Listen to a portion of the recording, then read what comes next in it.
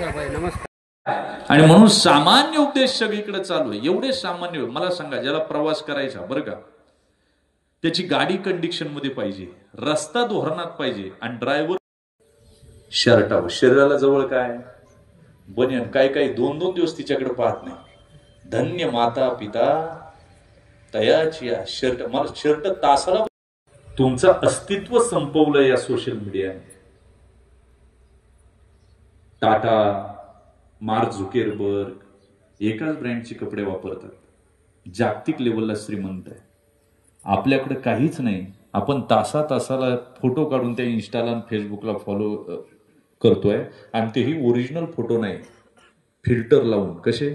तिथं सुद्धा डुप्लिकेटच पण आहे आमचा, ओरिजिनलिटी नाही. आणि जो ओरिजिनल नाही ना, त्याला देव म्हणतो मी. कधी दुर्दैव आहे.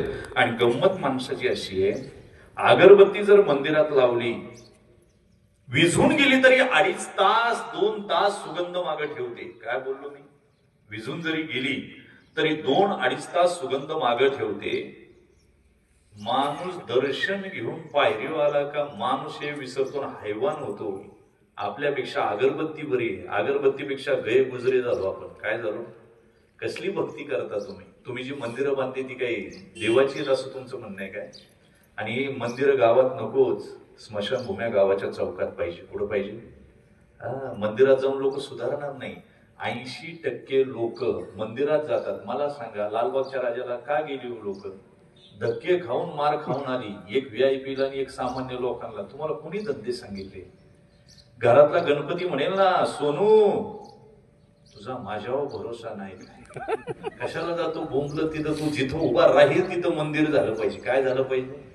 आणि हे मी सांगत नाही, ज्ञानोबराय सांगतात, तो करी ते तुली पूजा, तो जलपे तू जलपो माझा. अरे तो नुसता म्हणा ना, काय गणपती बाप्पा मोदक खाऊन झाले काय? झाली पूजा त्याची मोदकही पोचले.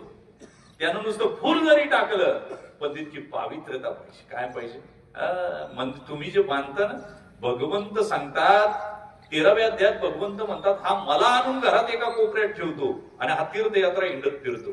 सांगा आता कुणाची भाषा आहे? अर्जुना, हा मला आणतो मूर्ती रूपानं, घरात एका कोपऱ्यात ठेवतो आणि हा तीर्थयात्रा हिंडत बसतो. सांग, याची भक्ती खरी आहे?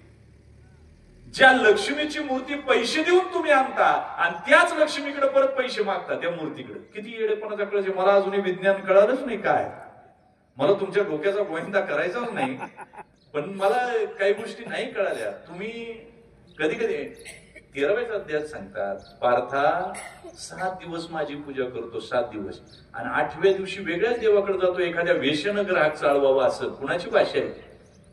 कधी तुमचं आराध्य तुम्हाला ठरवता आलं काय? वारकऱ्यांना नाही ठरवता आलं तर बाकी लांबची गोष्ट आहे. जे बसलेत ना माझ्या पुढं, कैकांच्या घरामध्ये एक देव नाही, अनेक देवांच्या. आणि मी गमतीनं सांगत असतो, आता पॉप्युलेशन इंडियाचं वाढलं. पूर्वी 33 कोटी होतं आणि देवता सुद्धा किती होत्या? 33 कोटी होत्या. मग प्रत्येकाचा एक देव होता. ज्यावेळी 33 कोटी पॉप्युलेशन असेल त्यावेळेस कस काही संघटित राहील आणि विचारशक्ती एकत्रित राहील? मला सांगा. अजून कळलं नाही. जिकडं जत्रेला जाईल तिकडून देवांनी आणि घरात देवांची जत्रा भरावली. आणि काय केलंय? कुत्री पूजित आहे, पत्रे पूजित आहे, गारगोट्या पूजित आहे, त्याला वाटेल ते पुजतंय. अजून त्याला एक संगता निर्माण करता आली नाही. त्याच्या निर्णयाची, बौद्धिक क्षमतेचा निर्णय झाला नाही. हे फार अवघड आहे. ऐका, मला जे सांगायचंय, प्रवास ज्याला करायचा, रस्ता चांगला पाहिजे, गाडी धोरणात पाहिजे, ड्रायव्हर निर्व्यसनी पाहिजे, स्वयंपाक करणारी चांगली पाहिजे. माऊली म्हणले, वाढणारी उदार पाहिजे. बरं का? जर स्वयंपाक करणारी मत चांगली आणि वाढणारी जर स्वयंपाक घेऊनच पडून गेली, वाढ येतच नाही, काय उपयोग आहे? स्वयंपाक जेवायला गेला सगळं एकत्रित केलं, ती म्हणजे नीट जेवा ना, काही कळतं की नाही? असं पुढे जेवतात काय? तो मला जाऊ द्या होताई, सगळं पोटातच जाणार आहे. ती म्हणजे मीच मूर्ख आहे, स्वयंपाक करताना सगळं एकत्रितच करायला पाहिजे होतं. काय करायला पाहिजे होतं? स्वयंपाक करणारी चांगली पाहिजे, वाढणारी उदार पाहिजे, आणि खाणाऱ्याला कळायला पाहिजे मला कशाबरोबर काय खायचे. ऐका ना, कीर्तन प्रवचनकार चांगला पाहिजे, बौद्धिक क्षमतेचा, ताकदीचा पाहिजे, ऐकणारे सुद्धा तेवढ्याच ताकदीचे पाहिजे, आणि त्याला साथ संगत गायक वादक असतील तर तेवढे सुंदर पाहिजे. मी रात्री कीर्तन केलं, फेट्यावाले बाबा होते, समोर बसले, रामकृष्ण हरीला डोळे घातले त्यांनी. प्रत्येकाला मान हलवायची. म्हणलं असा महात्मा परत भेटणे नाही. कोण एवढ्या संशुद्ध पद्धतीने ऐकतं कीर्तन? मी त्यांच्याकडे पाहून कीर्तन सांगितलं. कीर्तन झाल्यावर कार्यकर्त्यांना म्हटलं, अरे काय बाबांचं लक्ष, म्हणजे महाराज बैरे ते. मी म्हटलं गंगेत म्हैस नाली आपली, थोडं नाही ना म्हैस नाली. मी कधी कधी विचार करतो, सामान्य उपदेश सगळीकडे चालू आहे. सामान्य उपदेश, सामान्य उपदेशाला काही नाही. आणि सामान्य उपदेशामध्ये प्रचंड जीवन तुमचं व्यतीत झालंय. विशेषत्वानं काही लागत नाही. माणूस शिकला म्हणजे ज्ञानी होतो असं काही नाही. मी सकाळच्याच प्रवचनात एक उदाहरण सांगितलं. संस्कृतचा प्राध्यापक मला भेटला. मला म्हटला, तुकोबाराय देवाबरोबर बोलले, जनाबाई बोलले. म्हटलं हो, पण ते एकांतात बोलले. तुम्ही काल एकांतात बसला होता त्यावेळी काय आठवलं? म्हणजे बायको मला भेटून गेली होती, तिची आठवण येत होती. पुढं तुम्हाला एकांतात बायको आठवते, संतांना एकांतात देव आठवतो, म्हणून देव त्यांच्याबरोबर बोलतो. वाक्य ध्यानात ठेवा मी काय बोललो. एखादं पोरग चित्रपट पाहून येतं आणि ती एकदाच भेटून जाते त्याला, पण तिची रिमाइंडिंग सारखं डोक्यात असतं. त्याच्या 1000 बिलियन सेल्स काम करतात मेंदूमध्ये, त्याला सारखी ती आठवत राहते. आणि पर्यायानं त्याचं चित्त हजारो वेळा त्या स्त्रीचं चिंतन करत राहतं. तसं देवाचं चिंतन संतांचं हृदय 1000 वेळा करतं, करोडो वेळा करतं. आणि मग जीवन साफल्याकडे. सामान्य उपदेश आहे. प्रपंचामध्ये गुंतलेल्या माणसाला ते कळत नाही. प्रपंच करू नये असं नाही बरं का. कर जोडोनी विनवितो तुम्हा, तुम्ही वासुदेव वासुदेव म्हणा, नका गुंतू विषय कामा. तुम्ही वासुदेव वासुदेव म्हणा, नका करू संसार श्रमा. आता संसार श्रमा करू नका म्हणजे संसार सोडता येतो काय? संसारात तर आम्ही इतके गुंतलोय, प्रचंड गुंतलोय. आम्हालाच कळत नाही आम्ही किती गुंतलोय. म्हणून एज्युकेटेड लोक झाली तरी काही संसारामध्ये उलट जितका शिकला तेवढा माणूस चिकित्सक बनतो. काय बनतो? वाक्य ध्यानात ठेवा मी काय बोललो ते. चिकित्सक बनतो. बरं, किती पीएचडी केली, किती वकील झाला, किती डॉक्टर झाला, ज्याचं बायको ऐकत नाही घरात, तो सुद्धा माणूसचे चान्सलर, त्यानं तुझ्या सर्टिफिकेटवर सही केली म्हणजे काही सर्व ज्ञानी झाला असं काही समजायचं कारण नाही. ऐका, जरी फार पीएचडी केली, डॉक्टर झाला, वकील झाला, तरी सर्व विषय फार वेगळे आहेत. चिंतनाच्या अंगाने तुम्हाला जाईल. आम्ही संसारामध्ये अडकलोय, ऐका ना. आणि संसारामध्ये एवढा अडकलोय. मी मगाशी बोललो. आता पुण्याला मी कीर्तनाला जातो, मुंबईला जातो, महिला शिकल्या, बहिरंग बदल झाला. अंतर्गत काउन्सिलिंग कुठे आहे? काल एक बाई मला म्हटली पुण्यातली, महाराज चहा घेता का सरबत करू? म्हणलं चहा होतपर्यंत सरबत करा. किती दुर्दैव आहे. नको तिथं टिंब दाबला म्हणजे ज्ञानी होतं काय? आपण त्यांना जर म्हणलं ना की सतरंजी, ते म्हणतात संतरंजी, म्हणजे काय ज्ञान आलं? आपण म्हणलं ना म्हणा सर्वा गटीराम, ते म्हणतात सर्वा घंटीराम. सांगा ना ज्ञान आलं काय? अरे माणूस एवढा दुबळा आहे, रस्त्यानं चालला तर म्हशीचं पडलेलं शेण घरी घेऊन येते का नाही? एवढा प्रपंच काळजी काट्यानं करते. सुतळीचा तोडा काय किंमत त्याची? 5 पैशाची, पण घरी घेऊन येत आहे. पण हरिपाठ म्हणा म्हटलं ते म्हणतो तुम्ही पुढं म्हणा, मग मी म्हणतो. अजून हरिपाठाची नामसूत्र जीवाला कळाली नाही, हे फार दुर्दैव आहे. ऐका, त्या दिवशी मी एका गावात कीर्तन होतो. डांबरी रोड वाहत होता असाच सोलापूरच्या पुढच्या बाजूला, आणि तिथंच माझी राहण्याची व्यवस्था होती. आणि 2 पोरं खेळत होती, अशी लेकरं एकमेक खेळत होती. 2 जावांचीच होती. इतकी चांगली खेळत होती. 5-10 मिनिटांनी एकमेकाला मारायला लागली. मी म्हटलं काय झालं रे, आता कशाला मार भांडणं करता? म्हणले महाराज त्यांनी माझी गाडी घेतली. काय म्हणले ते? त्यांनी माझी गाडी घेतली. म्हटलं तुमच्या हातात तर गाडी नाही, कसली गाडी घेतली रे? तो म्हणला तुम्हाला आमचा खेळ नाही कळायचा. काय म्हणते? तुम्हाला आमचा खेळ कळायचा नाही. मी म्हणलो मला एकदा समजून सांग ना काय खेळ आहे? म्हणला रस्त्यावरून गाड्या जातात की नाही, ज्याची नजर पहिली त्या गाडीवर पडत ती गाडी त्याची, म्हणजे मालकाला माहिती नाही याची झाली. तुम्हाला कळलं तर पहा मी काय सांगतो. तुमचं का, तुमची आमची मान्यता आहे. आमच्या आईबापानं सांगितलं तू ब्राह्मण कुळात जन्माला आला, मग तू जानवं घातलं, मग तुला मान्यता तयार झाली मी ब्राह्मण आहे, तुला मान्यता तयार झाली मी मुसलमान आहे, तुला मान्यता झाली मी हिंदू आहे. अरे तू कुणीच नाही, तू परब्रह्म आहे. काय ज्या दिवशी तुला हे कळेल, तू मान्यता नाही. ज्ञान जितकं सेकंड हँड होईल तेवढं ते जुनं होत राहतं. म्हणून ज्ञान आहे ना, फार प्रवचनकारांच्या डोक्यातून ऐकू नका, फार कीर्तनकारांच्या डोक्यातून ऐकू नका.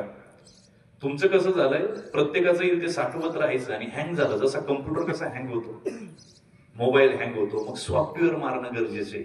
सध्या सगळ्या लोकांची सॉफ्टवेअर मारण्याची स्टेप आलेली, वाक्य ध्यानात ठेवा. हँग झाले याचं ऐकून त्याचं ऐकून, यांचं सगळं व्हायरस घुसला यांच्यामध्ये.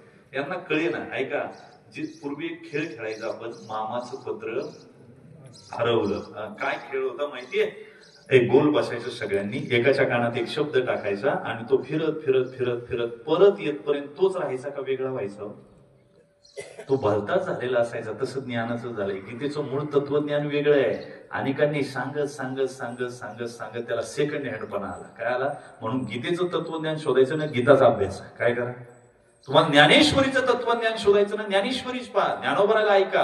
तुम्ही फार नादी कोणाच्या लागू नका. आणि तुम्ही ज्यांच्या नादी लागाल, सध्या तुम्हाला ते योग्य ठिकाणी पोहोचवतीलच असं काही गॅरंटी नाही.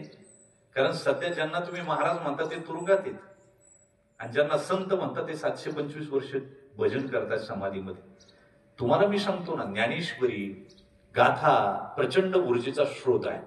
तुम्हाला ज्या दिवशी कळेल त्याशी परमात्मा. आणि कळत नाही. आताचे काय कळतंय मला सांगा? सामान्य उपदेश सगळेच करतात. आता पूर्वी फवारणी शॉर्ट व्हायची बरं का, हातपंप होते. त्यानंतर आले ते रशी वडायची, पाठीवर घेऊन फिरायचे तो पुंगा. त्याच्यानंतर आले ट्रॅक्टरवर फवारण्या. त्याच्यानंतर आता ड्रोन आला. काय आला? ड्रोन. हा, म्हणजे ते रात्री फिरतात ते नाही बरं. आता ड्रोन आला. इतकी फवारणी होते. तसं पहिला कीर्तनकार बैलगाडीत यायचा, फवारणी कमी व्हायची. नंतर एसटीने यायला लागला, थोडी वाढली. नंतर मोटरसायकलवर यायला लागला, थोडी वाढली. आता आमच्यासारख्या आलिशान गाड्या आहे. सकाळी मी लातूरला फवारतो तर संध्याकाळी मुंबईला असतो. फवारण्या वाढल्या.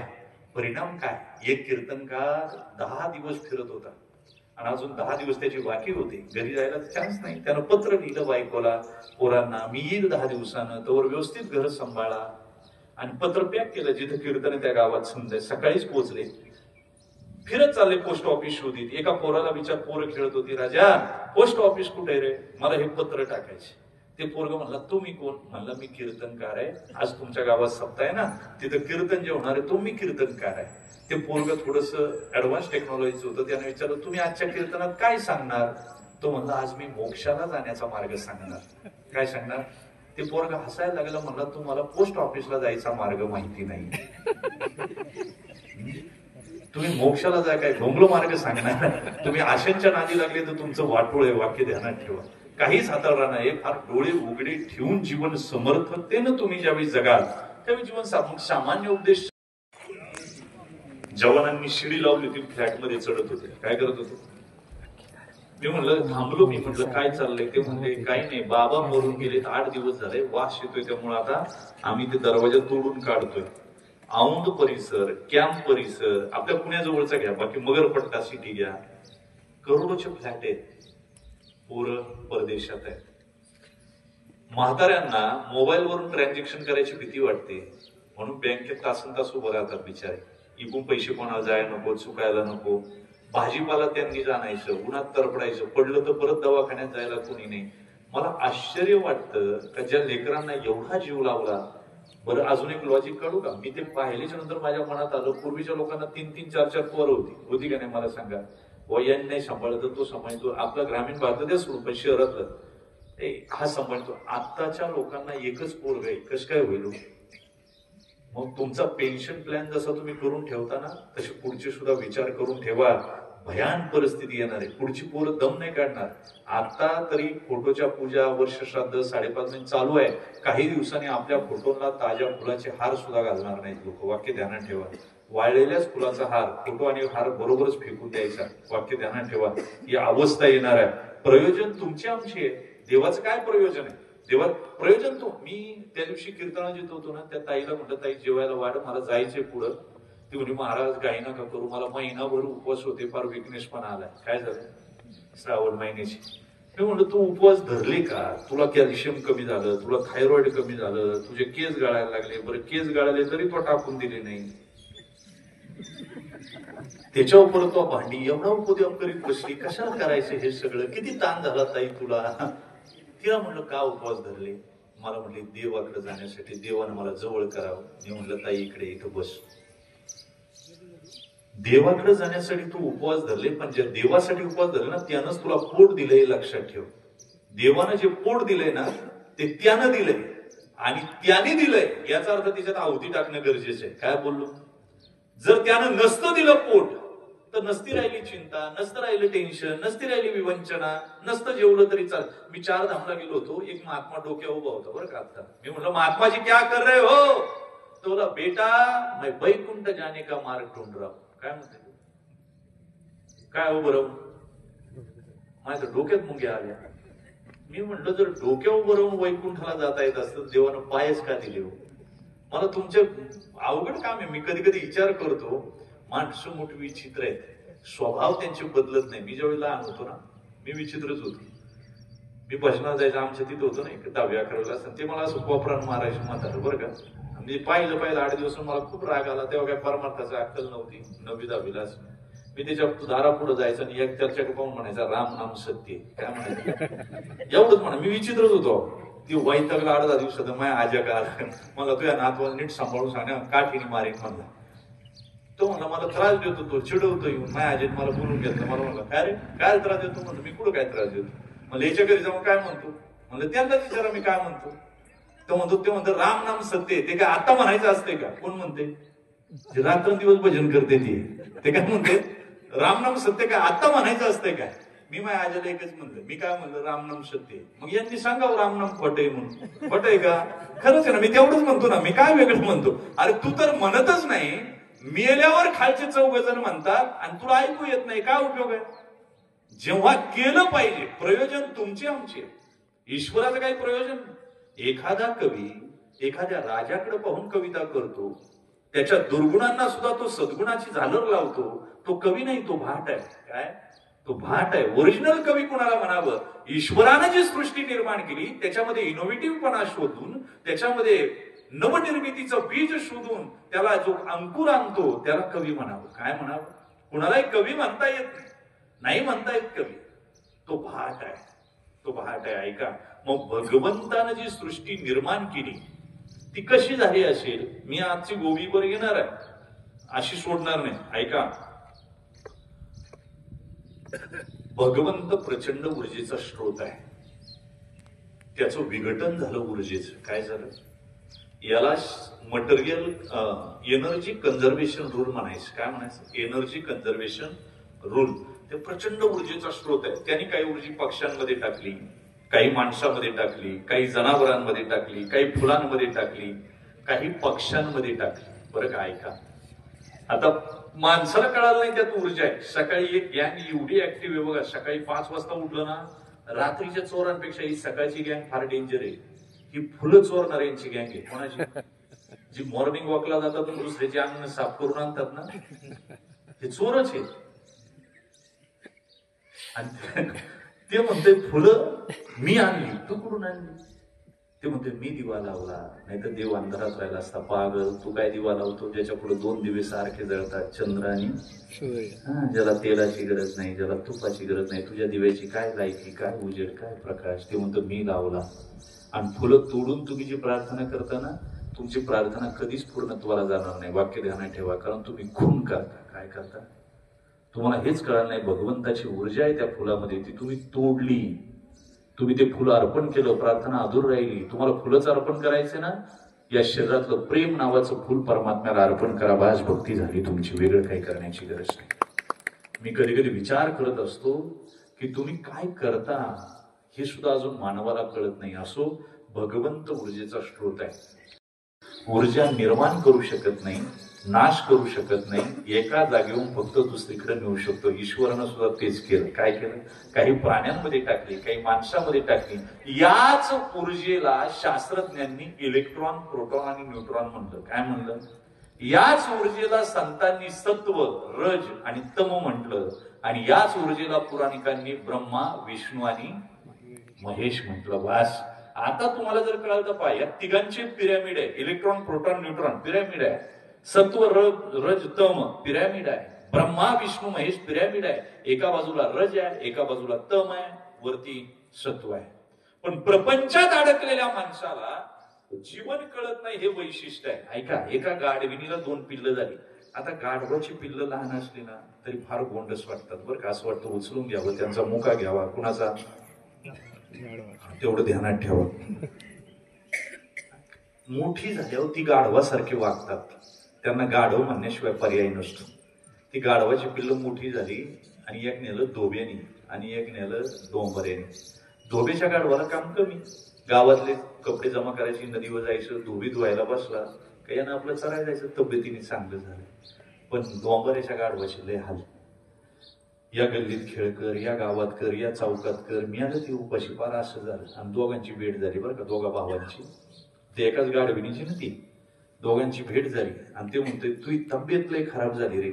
आता दोन गाढव एकमेकाला भेटल्यावर हेच विचारतात, बाकी काही विचारायचं कारणच नाही. आत्मज्ञान, तत्वज्ञान, त्याचा तर काही विषय नसतो. ते फक्त तुम्ही का असले मला काही कळत नाही. मी आपलं दृष्टांतात सांगतो मला काय करायचं. तो म्हणला माझा मालक दम खाऊ देत नाही मला, सारखे खेळ चालू असतात. तो म्हणला मग ये माझ्या मालकाक. म्हणला नाही रे, नाही जमायच. मग म्हणलं असं कर ना, तुझ्या मालकानं खेळ चालू केला का नाही, तू चरायला जात जा.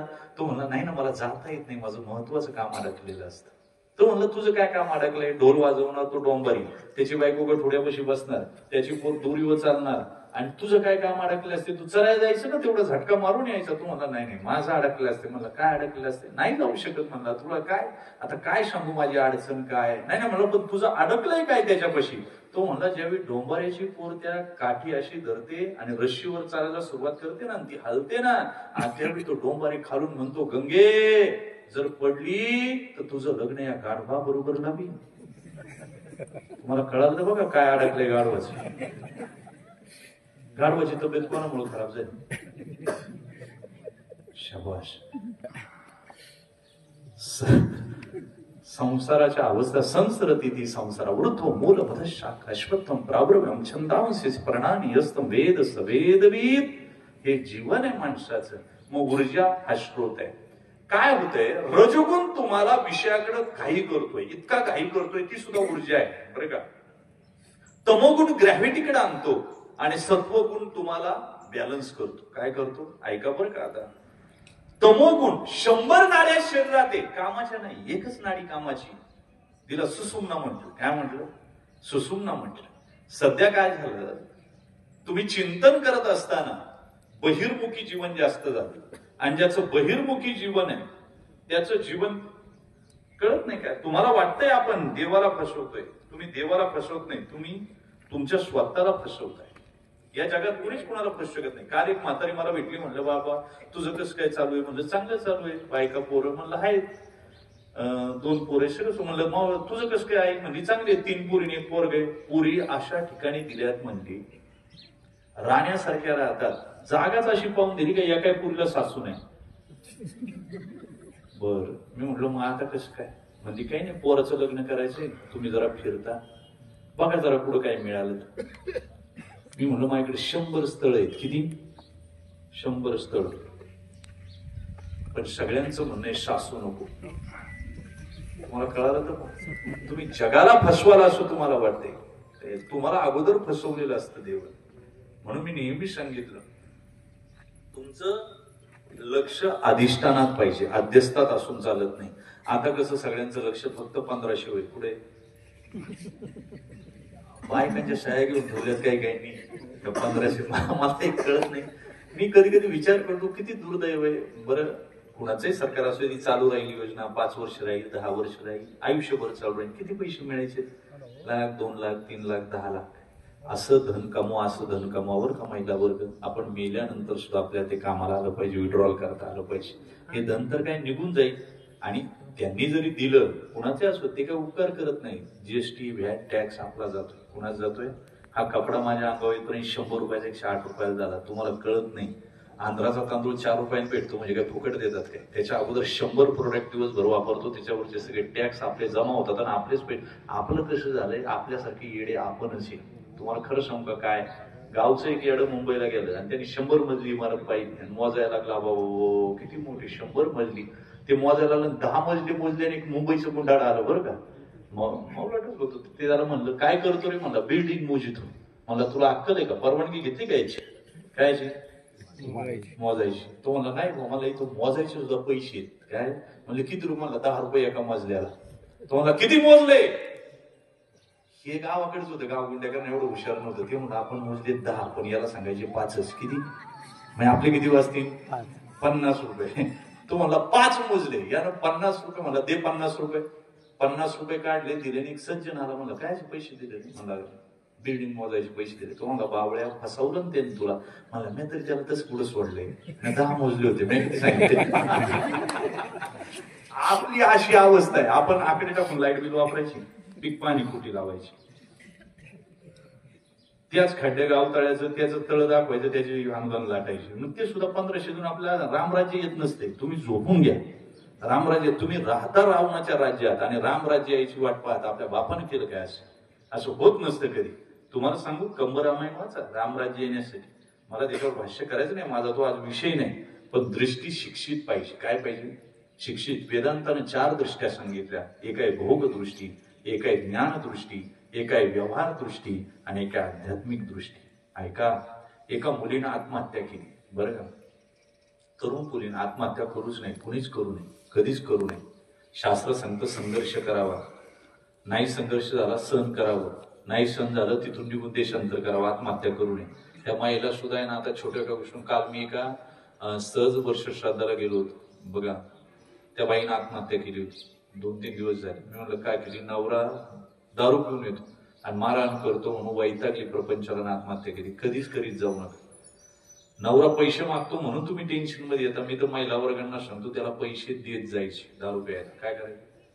पिऊ द्यायचे. दारू पिणारे सांगतो बरं, पिऊन द्यायचे त्याला. पिला म्हणजे लवकर मरण. काय होईल? आणि तो मेलाच पाहिजे, त्याशिवाय मागच्यांना सुख नाही. काय बोलणं मी कळालं तर पहा. आणि त्याच्या नावाचं कुंकू लावण्यापेक्षा माझ्या पांडुरंगाच्या नावाचं काळं कुंकू लावलं, द्रौपदीला वस्त्र दिली ना, तुम्हाला सगळं देईल तो. काही नाही, सगळं त्याचं मंगळसूत्र, त्याचं मंगळसूत्र. आणि कीर्तन कर. मी तर काल एका कीर्तन सांगितलं, येड्या तू अख्ख्या कीर्तनच सांगतो पतीला परमेश्वर माना, पण चांगला असेल तर माना ना. हा परमेश्वर आहे. त्याला म्हणलं तू 2 दिवस त्याची बायको होऊन बघ काय होते. ती बिचारी कसं काढते ना, तिचं तिला माहिती. तुम्हाला काय माहितीये दुःख काय? मी कधी आत्महत्या करून येते. तरुण पोरीने आत्महत्या केली पहा, आणि ती गर्दी झाली बघायला. त्याच्यामध्ये एक तरुण पोरग आहे, त्यानं त्या मुलीचं सौंदर्य पाहिलं, म्हणलं अरे अरे अरे हिने का आत्महत्या केली? अशी बायको जर मला भेटली असती तर मी जर भोग घेतला असता, आयुष्यभर संसार केला असता. त्याच पोराशी जर एक वेश्या उभी आहे, ती त्या मैतीकडे, त्या प्रेताकडे पाहून म्हणते, असं सौंदर्य जर माझ्या कोठीवर असतं तर मी हिच्याद्वारे किती पैसे कमवले असते. तिथंच एक जोडपं उभं आहे, ज्यांना लेकरू बाळ नाही. ते म्हणते अरे अरे अरे असं बाळ जर आम्हाला झालं असतं तर आम्ही कन्यादान केलं असतं, म्हातारपणाचा आधार झाला असता. आणि त्याच गर्दीत एक साधू महात्मा उभा आहे, तो त्या प्रेताकडे पाहून म्हणतो अरे अरे अनमोल नरदेह मिळाला. साधनेच्या वाटेवर चालला असता तर ईश्वर चरणापर्यंत पोहोचला असता, पण मात्र विषयाच्या मागे लावून मातीमोल आत्महत्या करून घेतली. 4 जणांची 4 दृष्टी आहे. प्रेताकडे पाहून ज्याचे भोग जागे होतात त्याची भोग दृष्टी आहे. त्या वेशेला प्रेताकडे पाहून पैसे कमवण्याची बुद्धी सुचते, तिची व्यवहार दृष्टी आहे. आई बापाचे संसारातलं ज्ञान आहे, तिची संसार दृष्टी आहे. आणि सांगू का, साधू ईश्वर भक्तीत लीन आहे, त्याची अध्यात्म दृष्टी. तुमची दृष्टी काय हे फार महत्वाचं आहे. तुम्हाला सुख झालं, एक छोट सुख आलं ना, ते म्हणतात I am the perfect of the world, मी जगातला सगळ्यात परफेक्ट आहे. थांब ना, जेवढा ढाळ जोराचा आहे तेवढा चढ सुद्धा जोराचा आहे. ज्या फुलाला सुगंध आहे त्याला काटे सुद्धा आहेच ना. तुम्ही असं समजायचं काही कारण नाही. ज्याला काटे नाही त्याला सुगंधही नाही, जिथं ढाळ नाही तिथं चढही नाही, जिथं सुख नाही तिथं दुःखही. साधी सोपी भाषा आहे. तुम्हाला नियती आम्हाला सांगते हो, या जगातलं मला एक फळ दाखवा बरं, सगळंच्या सगळं तुम्ही खाऊ शकता, आहे का? मला सांगा. काही फळांचे देठ काढावे लागतात, काही फळांची साल काढावी लागते, काही फळांची बी काढावी लागतात. अरे प्रकृती सांगते का मी सुखाबरोबर दुःख सुद्धा दिलेलं आहे.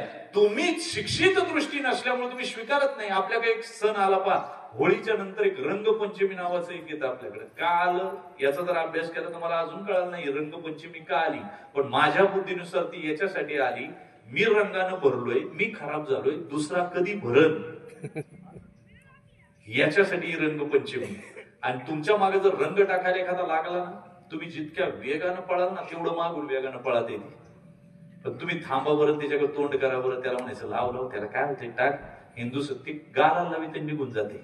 तसं दुःख आहे. तुम्ही जितक्या वेगानं पळाल ना तेवढं ते मागून स्पीड नाही येते. तुम्ही थांबा, डटावूनपणे त्याच्याकडे पहा, ते सॉफ्ट होते. काय होतंय? आणि तुमचे विचार शिक्षित झाले पाहिजे. जोपर्यंत विचार शिक्षित नाही ना, ऊर्जेला किंमत नाही, त्या ऊर्जेला किंमत नाही. ऐका, घरामध्ये तुम्ही टेरेसवर फिरायला गेला सकाळी आणि तिथं पक्षी मरून पडलेला पाहिला किंवा उंदीर मेलेला पाहिला, तुम्ही काय कराल? एकतर स्वतः टाकून याल किंवा स्वीपरला सांगाल हे टाकून ये, काय का घरात घेऊन याल. आणि घरात आणलं तर काय होईल? अरे त्याला जंतू लागतील, वाळव्या लागतील, रोग पसरेल ना. तसं तुम्ही सकाळी उठल्याबरोबर तुम्ही आतले घाणेरडे विचार कुठे टाकले पाहिजे? तुम्ही आतमध्येच ठेवता त्याचा वास यायला सुरुवात होते. काय ते बरं, तुम्ही रात्री जे घेऊन झोपता माइंड मध्ये, सकाळी उठल्याबरोबर त्याचाच अंमल तुमच्या डोक्यात असतो. रात्री झोपताना जो विचार करा सकाळी त्याच विचारात तुम्हाला जाग येणार. मग या जन्माचा शेवट जर तुम्ही विषयाने केला तर पुढचा जन्म सुद्धा विचार करा. गीतेचं तत्वज्ञान फार गोड आहे. यम यम वापी स्मरण भावम त्यजन्ते कलेवरम तम तमेव खंतेय सदा तद्भाव भाविता. गीता सांगते तुम्ही काय आठवता हे फार महत्वाचं आहे, फार महत्वाचं. आणि म्हणून जे जीवन साफल्याकडे जायचंय त्याचं चिंतन आहे. मी इथं होतो की भगवंत ऊर्जेचा स्रोत आहे, त्यानं ऊर्जा डिवायडेशन केली. त्याला शास्त्रज्ञांनी इलेक्ट्रॉन प्रोटॉन न्यूट्रॉन म्हणलं, त्याला संतांनी सत्व रजतम म्हणलं, त्यालाच पुराणिकांनी ब्रह्मा विष्णू महेश म्हणलं. याचा पिरॅमिड आहे. रजगुण विकाराकडे घेऊन जातो, तमोगुण ग्रॅव्हिटीकडे आणतो, खाली खेचतो. मग जसं एखाद्या हॉटेलमध्ये गेला की काचेचा दरवाजा आहे, बाहेरून लिहिलं असतं ढकला आणि आतून लिहिलं असतं ओढा. दरवाजा एकच आहे, काम किती करतो? 2. तसं 14 वर्षापर्यंत न्यूट्रल असतो तो दरवाजा, एक संघ. 14 वर्षाचं पोरग होतपर्यंत त्यात विकाराची निर्मिती नाही. 14 वर्षाच्या मुलीपर्यंत विकाराची निर्मिती नाही. ऊर्जा स्थिर आहे तिची. ऐका, 14व्या वर्षापासून नंतर विकार उद्भवतात आणि माइंड खराब करायला सुरुवात करतात. म्हणून 14 वर्षाच्या पुढे पोरांना फार सांभाळायचं असतं. वाक्य ध्यानात ठेवा. जितकं 14 वर्षातलं पोरग पवित्र आहे ना, तेवढं म्हातारा माणूस पवित्र नाही. त्यानं किती सांगू द्या, ते जरी एखाद्या स्त्रीला म्हणलं ना मी तुझ्या बापासारखा आहे, तरी नाही. विकाराची उत्पत्ती सुप्त पद्धतीनं जागी आहे. काय बोललो मी? त्याची ऊर्जा जागी आहे. आणि लहान पोरग पवित्र आहे 14 वर्षाच्या आतमध्ये. 14 वर्षानंतर ते तेवढं पवित्र नाही. आणि तुम्हाला वाटत असेल ऊर्जा प्रचंड स्रोत आहे, इतकी स्रोत आहे. तुम्ही जंगलात गेला, सिंहाला फक्त क्रूर म्हणाल, हिंसक म्हणाल, वाघाला क्रूर म्हणाल. त्याच्यापुढे म्हणता येते का? हा खोटारडा आहे, हा फसवा आहे, हा धोका देणार आहे, हा नरात, काही म्हणता येत नाही. ऐका, पण माणसाची ऊर्जा फार गंमत आहे मोठी. त्याला वर जर खेचता आली नाही ना, हजारो पशुयोनी, याच्यामध्ये सगळ्यांची ऊर्जा खाली जाते ग्रॅव्हिटीकडे, तमोगुणाकडे. कशाकडं? फक्त माणूस यानं जर प्रयत्न केले तर तो सत्व गुणाकडे वरती ऊर्जा उचलू शकतो. बिंबीच्या खाली ऊर्जा सरकली नाभीच्या का विकार तयार होतात, आणि बिंबीच्या नाभीच्या वरती जर ऊर्जा उचलली सुसुम्ना नाडीनं तर कपाळामध्ये सहस्रदळ कमळ फुलतात. हीच भगवंताची पूजा आहे. 17 स्तन्य देशी अनुहाताचा हल्ल रोगाशी. ऊर्जा उचलता आली पाहिजे. पण जर ऊर्जा खाली सरकली ना, 1000 सिंह एकत्र यावेत एवढा नराधम तयार होतो. जो आता बदलापूरचा झाला, जो बँगलोरच्या त्या डॉक्टरवर बलात्कार केला तो झाला. किती दुर्दैव. मला सांगा काय कळतंय त्या चिमुरडीला? तुम्हालाही लेख आहे, मलाही लेख आहे. फ्रॉकला धरून सांगायचं मम्मी पप्पा शिंसू आली, तरी त्या नराधमाला कळलं नाही. त्या डॉक्टर, त्या मुलीचा काय दोष होता? दारू प्याली होती की पार्टीला गेली की शॉर्ट कपडे घातली? काय केलं होतं तिने? काही केलं नव्हतं. याच्यातला नराधम जागा झाला. याला ऊर्जा ग्रॅव्हिटीकडे सरकली याची, आणि यांच्यातले नराधम जागे. आणि दुर्दैव सांगू काय? दुर्दैव एक सांगतो,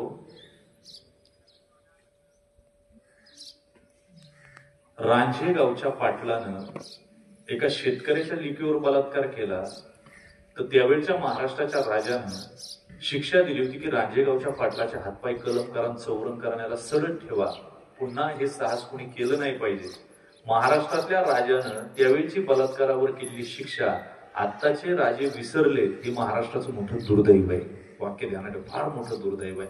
तुम्हाला ज्या दिवशी हे कळेल त्या दिवशी ऊर्जेचा उपयोग कुठं करायचा. बरं, ऊर्जा कुठेही वेळी चालली आमची, कुठेही वेळी चालली, कुठंही. त्याला काही तारतम्यच नाही. म्हणजे मी नाशिकला त्या दिवशी कीर्तनाला गेलो, सोलापूरचं कीर्तन केलं आणि प्रवास खूप दूरचा झाला होता. हातपाय धुतले, जेवून कीर्तनाच उभं राहायचं होतं 9 वाजता. त्यानं माझ्या पुढे वया आणून ठेवल्या. वयांवर सगळं लिहिलं होतं राम राम राम राम राम. अख्खं घर भरावले त्या वयांनी राम राम लिहून. आणि मी इतका वैतागलेलो होतो. ते माझ्याकडे आलं, मला महाराजाचं फळ काय भेटत. त्याला माहितीच नव्हतं मी फार तापड, वैतागलो होतो. त्यांनी ते आणून ठेवलं. बरं जेवायचे अजून वेळ झालाय, त्रास इतका झालाय. ते म्हणते याचं फळ काय भेटल? मी म्हणलं पुढं नरक असेल ना, ती पहिला जाशील. काय लिहिलंय? उचलते म्हणलं माझ्या पुढं. कशात लिहिलं? तो म्हणलं बरं जेवायचे बरं का अजून त्याच्या घरात. हे धाडस कोणाकडे नसते. अजून अर्धा तास त्याच्या घरात जेवायचे, फेटा त्याच्या घरातच बांधायचा आहे. पण एकच वाक्य ध्यानात ठेवायचे, काय खातो आम्ही कुणाच्या बापाचे, आमचा देव आम्हाशी देतो रे. ऐका, त्या सुद्धा ताकद लागते बोलायला. तो म्हणला महाराज आतापर्यंत असं कोणी म्हणलं नाही. ते तो मटकन खाली बसलं. सत्य नग्न असते बरं का. आणि सत्य ज्यावेळी सांगतो ना त्यावेळी माणसातले त्राण निघून जातात. ते म्हणते वर्षानुवर्ष साधना केली, 13 वर्ष झाली लिहितोय मी, आणि तुम्ही म्हणता नरकात जाईल. म्हणला नरक कुठं असेल ना, तुझा नंबर पाहिलाय. मला म्हणला महाराज आतापर्यंत कोणी म्हणलं नाही. म्हणलं मी म्हणतो ना, शेवाळे महाराज म्हणतात लिहून ठेवतो. आणि मला वरती भेट लागलं, मी जरी नरकात नसलो तरी लांबून पाहिजे. मला म्हणला महाराज कसं काय? म्हणलं अरे हे राम राम राम लिहून तुला अहंकार झाला बावगट. काय झालं? जे येईन त्याला दाखवतो मी राम राम लिहिलं. राम राम कशाला लिहिलं? शास्त्र काय सांगतं? भोजन, पत्नी सुख आणि भक्ती पडद्याच्या आड करायची असते. कुठं करायची असते? भोजन पडद्याच्या आड, पत्नी बरोबरचं रतिसुख पडद्याच्या आड, भक्ती प्रचंड एकांतामध्ये. ज्या दिवशी समाजात येईल त्या दिवशी तिचं मूल्य संपून जाते. या तिन्ही गोष्टींचं वाक्य ध्यानात ठेवा. ऐका. तो मला म्हणला कसं काय? मी म्हणलं ऐक, जर म्हटलं याच वह्या तू शाळेतल्या पोरांना दिल्या असत्या बरं का, सोड त्याला बाहेर काढून द्या बरं. अहो ते काही करीत नाही. माणसापेक्षा खूप साधे, माणूस लय विषारी. मला काल एकाने विचारलं डास बरा की माणसं बरं? म्हणलं डास बरा. डास एकदाच सावध. 1.25 तास प्रवचन होऊन गेलं. 10:15 10:30 चालू झालं. अजून 5-10 मिनिटात बाप सांगतो. शेवटी 5-10 मिनिटात संपवणार. पण आता ओबीवर तरी उद्या. मी त्याला म्हटलं ऐका. तो म्हटला महाराज आतापर्यंत मला असं कोणी म्हटलं नाही हो, कोणीच म्हटलं नाही असं. कारण मी म्हटलं मी म्हणतो ना, तू हे राम राम लिहिलं, तुला अहंकार झाला. त्याऐवजी याच वह्या जर लहान पोरांना दिल्या असत्या आणि शाळेतल्या त्यांच्याकडे राम म्हणून पाहिलं असतं तर देवानं लवकर जवळ घेतलं असतं. आणि लिहायचंच होतं तुला राम तर पाठीवर लिहायचं, पुसून टाकायचं, संपला विषय. एकांतातली भक्ती. तुम्ही ऊर्जा वाया घाल. म्हणजे काल दोघं नवरा बायको एकमेकाशी बोलत होते. नवरा म्हणला आपल्या पोराला, बायको म्हणली आपल्या पोराला डॉक्टर करायचं, नवरा म्हणला सायंटिस्ट करायचं. गल्ली गल्ली डॉक्टर झाले. कशाला डॉक्टर? आता सायन्स शास्त्रज्ञ. ती म्हणली नाही डॉक्टर करायचं. तो म्हणला तुझ्या म्हणण्यावर काय? खर्च मला करायचा, मी खर्च करणार आहे. दोघांची एवढी भांडणं झाली. ती म्हणायची डॉक्टर, हा म्हणायचा शास्त्रज्ञ. एवढी भांडणं, गल्ली घरातली भांडणं गल्लीत आली, गल्लीतली भांडणं चौकात गेली, चौकातली भांडणं कोर्टात गेली. पुढं हिनं वकील दिला, त्यानं वकील दिला, हिअरिंग झालं, क्रॉस झालं, डिक्री करायची वेळ आली. जज हुशार होता, त्यानं ऐकून घेतलं दोघांचं आणि म्हणलं तुम्हाला डॉक्टर करायचंय, तुम्हाला शास्त्रज्ञ करायचंय, पण ज्याला काय व्हायचंय पहिले त्याला तर विचारू द्या. पट्टेवाल्याला सांगितलं, त्याला बोलवा. पट्टेवाल्यानं आवाज दिला, हाजीर हो. हाजीर हो म्हटल्याबरोबर दोघं नवरा बायको एकमेकाकडे पाहायला लागले. पोरगं अजून जन्माला यायचं होतं. काय पाहत पुढं ऊर्जेचा स्रोत चालला, कुठं आम्ही काय करतो, कधी आम्हाला ध्येयापर्यंत पोहोचता येईल मला सांगा. नको त्याच्यावर विचार करण्यामध्ये आमचं आयुष्य व्यय होत चाललंय आणि त्याच्यामुळे दुःख आहे. मग ऊर्जेचा स्रोत जो आहे ना तो आम्हाला अनेक ठिकाणी लागला. मग त्यानं पंच ज्ञानेंद्रिय ऊर्जेनं बनवली. पिंडात जरी ऊर्जा टाकली की नाही, मी ऊर्जा अक्षयतेचा नियम सांगितला. Energy neither creative nor be destroy, it is a transfer one stage to another stage. त्याच ऊर्जेला शास्त्रज्ञांनी इलेक्ट्रॉन, प्रोटॉन, न्यूट्रॉन म्हणलं, त्याला संतांनी सत्वरजतम म्हणलं आणि त्यालाच पुराणिकांनी ब्रह्मा विष्णू महेश म्हटलं. ऐका इथपर्यंत आलो. आता आपल्याला बाकी ऊर्जा त्यानं कुठं टाकली हे पाहायला आज वेळ नाही. त्यानं ऊर्जा टाकली मानवी देहामध्ये. त्याच्यापासून पंच ज्ञानेंद्रिय तयार झाली, पंच कर्मेंद्रिय तयार झाली आणि 11वं मन तयार झालं. कशातून? त्या ऊर्जेतून. मन सुद्धा प्रचंड ऊर्जेचा स्रोत आहे. आता एखादी गाडी इथून पुण्याला जायची तर डिझेल लागतं, पण तुम्ही इथं बसल्या बसल्या मी म्हणलं चला तुम्हाला भोसरीच्या चौकात नेतो. ही ऊर्जा आहे, ही ऊर्जा आहे. तो मन दिसत नाही पण काम करतं. बरं मन गेलं का सगळंच आपोआप जाते, काही शिल्लक राहत नाही. मन गेल्यावर काय राहते? आपल्या कानडे वस्तीवरच्या काही महिला लग्नाला चालल्या, पुढं त्या कार्यालयामध्ये एकला राहते जवळ आणि 4-5 पोरं त्यांच्या बरोबर. एक रिक्षावाला म्हणला यायचे का ताई? ती म्हणली किती रुपये घेशील बाबा? म्हणला 20 रुपये घेईन. ती म्हणली पोरांचे किती घेशील? ते म्हणले, तो रिक्षावाला म्हणला तुम्ही बसल्या तर पोरं फुकट. ताई हुशार होती ती, म्हणजे असं कर पोरांनाच घेऊन जा, आम्ही दमादमाने येतो सर. मन गेलं की फुकट, बाकी इंद्रिय फुकट. मी त्या दिवशी आळंदीला होतो दर्शन करायला, उभा होतो महाद्वारात आणि एक भिकारी आला माहिती, मला म्हणा महाराज 20 रुपये द्या ना. त्या दिवशी 2 कीर्तन होती, मी मोकळ्या मनात त्याला 50 रुपये दिले. किती दिले? मोकळ्या मनात. 2 कीर्तन असल्यावर त्याला काय अडचण, 50 दिले. माऊलीचं दर्शन करून परत आलं ते माय आलं, म्हणते महाराज अजून 50 द्या ना. त्याला म्हणलं आता थोबाड पडू. तो किती मागितले होते? 20. मी किती दिले? 50. ऐका, मी 50. आता तुला 50 काय आला पाहिजे? तू म्हणला महाराज लागत होती. म्हणलं काय लागत होती? म्हणला माझ्या मैत्रिणीला द्यायची. कोण म्हणते? भिकारी. मी म्हणलं तुला मैत्रीण आहे का? म्हणला तिच्यामुळेच मी भिकारी झालोय. काय झालं तुम्हाला जर कळालं तर आता हसायचा भाग सोडून द्या. जशी ती जागेवर बसली भीक मागाय कोणाला पाठवलंय? याला. तसं मन जागेवर बसलंय आणि भीक मागाय कोणाला पाठवलंय? बाकी इंद्रियांना. ऐका, याच्यातलं कोणतरी उठारे ते पोरग ते टाका बरं तिकडं. लक्ष द्या, तुम्ही तुमच्यातले कोणते गुण वाढवणार आहात याच्यावर तुमची ओळख ठरलेली, बरं का. कोण्याही विषयीचे साम्य होणे ना रुचे. काय झालंय, माणसांनी त्यांची रिमोट दुसऱ्या माणसाच्या हातात दिली, बरं का. हे फार दुर्दैव आहे. तुम्ही रस्त्यानं चालला आणि तुम्हाला एखाद्याने शिवी दिली की तुम्ही रिॲक्ट होता. शिवी दिली पण घ्यायची का नाही कोणाच्या हातात? तुमच्या हातात. तुम्ही कारण बनता, एकतर कारण स्वीकारता किंवा कारणापासून पळता. या जगात तुम्ही त्याला दटावून स्वॉफ्ट करू शकता. काय करू शकता? जगामध्ये दुसऱ्यामुळे तुम्ही का दुःखी होता? दुसरा सुखी आहे ते कोण? आपण दुःखी. आणि दुसरे तुम्हाला त्रास देणारच आहे. या जगामध्ये जोपर्यंत तुमच्याकडे पद नसते ना, जोपर्यंत तुमची श्रीमंती नसते, पोरं चांगल्या जागी नाही कामाला, तोपर्यंत तुम्हाला कोणी विचारित नाही. गावात कोणी तुमच्याकडे लक्ष नाही. पण ज्या दिवशी तुमचं सगळं व्यवस्थित होईल त्यावेळी शत्रू आपोआप तयार होतात. काय होतात?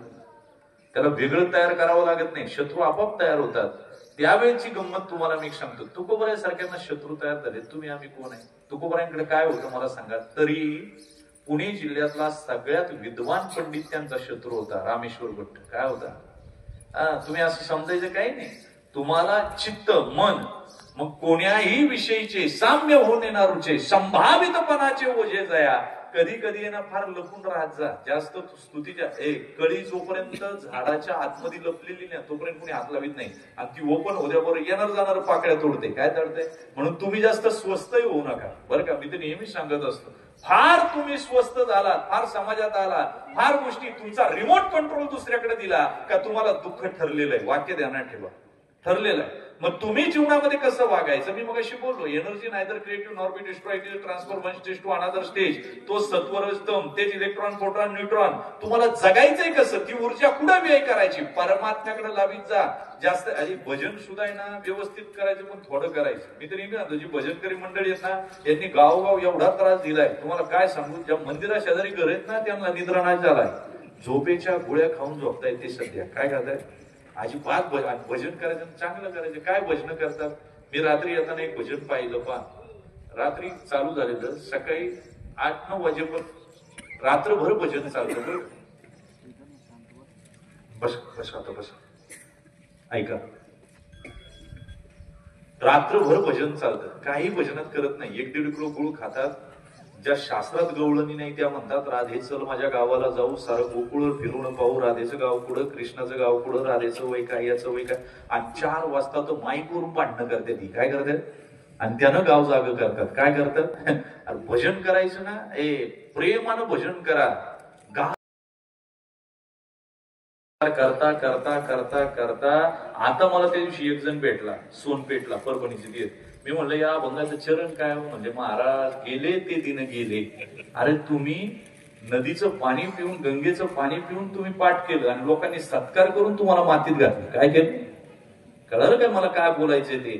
ज्याला फार प्रशंसा आणि जेवायला लागत नाही स्तुती केल्यावर. मला सांगा ना, स्तुती परावया मुखी रुचिकर. मी नेहमी सांगितलं, स्तुती अशी आहे व्याधे रुंदीला मृग जाईसा. जसा पारधी बाण मारतो का नाही आणि त्या मृगाला घायाळ करतो, तसं तुम्हाला वाटतंय आपली स्तुती झाली, पण आत्महानन येते. काय आत्महानन आहे? मी नेहमी सांगितलं, अरे दादांचं जीवन कसं असेल तर ते संभावितपणाचं ओझे झालं नाही. ते कुठेही गेलं तरी आपलं स्वतंत्र अस्तित्व ठेवलं त्यांनी. म्हणजे मुंबईला जरी जीवन जगलं तरी स्वतंत्र अस्तित्व, आणि खऱ्या अर्थानं आपल्या गावाला जरी शेती केली सगळ्या भावंडांना घेऊन तरी स्वतंत्र अस्तित्व. आणि म्हणून खऱ्या अर्थानं दादांचं जे जीवन झालं, कैलासवासी बबन पाटील कानडे, वय वर्ष 76. त्या काळात मुंबईत जाऊन व्यवसाय करणं इतकं सोपं नाही. संपवायचं प्रवचन मला, माणसानं असंच राहावं, जिथं राहतो तिथला गंध सुद्धा आपल्याला लागतात. जगापासून निघण्याची तयारी करावी. जे का रंजले गांजले त्याशी म्हणेच वापरे, तोची साधू ओळखावा, देव तेथेची जाणावा, असं जीवन जगावं. आणि आपल्या मुलांमध्ये यथोचित आपल्या स्वरूपाचं बीज ओतून या जगाचा निरोप घ्यावा, एवढीच अभिलाषा ज्या महात्म्याने ठेवली. मग आमचे प्रमोद शेठ असतील, राहुल शेठ असतील, प्रमोद शेठच्या रूपाने या तालुक्याला सुद्धा एक आगळं वेगळं व्यक्तिमत्व लाभलं. या कानडे परिवाराला एक सांस्कृतिक चाकोरी आहे, आचारसंहिता आहे, ती त्यांनी अविरत जपली. एक बाप गेल्यावर फार अवघड असते गड्या. मी नेहमी सांगितलं, 2च मिनिटात बाप सांगतो, शेवीला विराम देतो. बाप काय असतो? तुम्हाला असं वाटतं वडील कुणालाही होता येईल, बाप कुणालाही होता येत नाही. एखादं तरुण पोरग पिक्चरची तिकीट ब्लॅकनी काढते, पण मुलाचं ऍडमिशन घ्यायला तासन तास लाईनीत उभा राहतो. त्यावेळी त्या पोराचा बाप झालेला असतो. रात्रभर बॅचलर असते तेव्हा कुठेही फिरते, पार्ट्या करत, पण एक लेकरू झालं की 6 वाजता घराकडे ज्याचे पाय ओळतात त्यावेळी त्या पोराचा बाप झालेला असतो. रात्री झोपताना पुढेही पाय टाकून झोपते, पण एक लेकरू बाजूला असलं की माझा पाय त्याच्यावर पडेल म्हणून 10 वेळा रात्री दचकून जागा होतो ना, त्यावेळी त्याच्यातला बाप झालेला असतो. वडील वय वाढलं की होतं, बाप होण्यासाठी मात्र झिजवावं लागते. विवेकानंद आपल्या बापाला विचारतात, तुम्ही मला काय दिलं? नरेंद्राला त्यांचे वडील सांगतात, नरेंद्र आरशात बघ, तुझं जे तेज आहे ना ते मी दिलंय. 10 रक्ताच्या थेंबापासून 1 स्पोनचा थेंब बळतो. आईनं मर्टिनिटी होम मध्ये कळा घेतल्या असतील पोटात, पण बापानं मात्र त्या हॉस्पिटलच्या उंबऱ्याच्या बाहेर छातीत कळा घेतल्या. हे तितकंच खरं आहे. मी कधी कधी विचार करतो, जोपर्यंत बाप आहे तोपर्यंत, जिला बाप आहे ना तिचीच दिवाळी आहे, बरं का? आणि जिला बाप नाही ना तिची दिवाळी नाही. लक्षात ठेवा, जिला बाप आहे ना ती नवऱ्याला सांगते, यावेळेस 15 दिवस मी माझ्या बापाकडे जाणार आहे दिवाळीला. रांधी काढा, उष्टी काढा, धुनी धुवा, तुमच्या घरातलं उडका, काय कामावली आहे का? माझ्या बापाकडे आरामाला जाणार. पण जिला बाप नाही ना ती दिवाळीच्या पहिला दिवा लागेपर्यंत वाट पाहते. कुणाचा तरी फोन येईल, थोरल्या भावाचा येईल, धाकल्या भावाचा येईल, वहिनीचा येईल, भाच्याचा येईल, कुणाचा येत नाही. पहिल्या दिव्याला हीच फोन करते आणि वहिनीला विचारते, वहिने कधी येऊ ग दिवाळीला? मी दादा दिवाळीला कधी येऊ मी? वहिनीला म्हणते, वहिने दादाला पाठवशील कळमला? 2 पोरण पिशव्या आहेत ग, आणता नाही यायच्या मला. आणि हेच बाप असू द्या बरं, लेक जर येणार ना त्याची छकुली येणार म्हटलं ना, अरे 5 वाजता उठणार म्हातारं, 3 वाजता आंघोळ करून 4 वाजता गण ठोकून 5 वाजता बिछाण्यावर बसते. आणि लेकराला म्हणते, माझी ताई येणार आहे ना, माझी अक्का येणार आहे ना, कळमला नाही जातो का मी जाऊ? बायपासला जातो का मी जाऊ? बाबा आताशी 5 वाजलेत, मलाही माहिती रे, पण ती म्हणली लवकर येते. ती जायच्या अगोदर तिथं जाऊन उभा राहा, यायच्या अगोदर. तिला वाट पाया नको लावतो, बाप असतो. आणि आली ना लेक, त्याला वाटतं कुठं ठेवून काय करू, तुकडा वळून टाकते, मुके घेते. तुम्हाला सांगा, लेकीचं बापाचं प्रेमही तसंच असते, पोरांचं बापाचंही असतंय. यमाला थांबून ठेवतोय हो म्हातारं, मरताना यमाला म्हणते, थांब माझी बाळ माझ्या जवळ नाही, जरा येऊ दे मग मला घेऊन जा. काय बापाचं वैभव आहे मला सांगा. लेकीचं बापाचं किती प्रेम.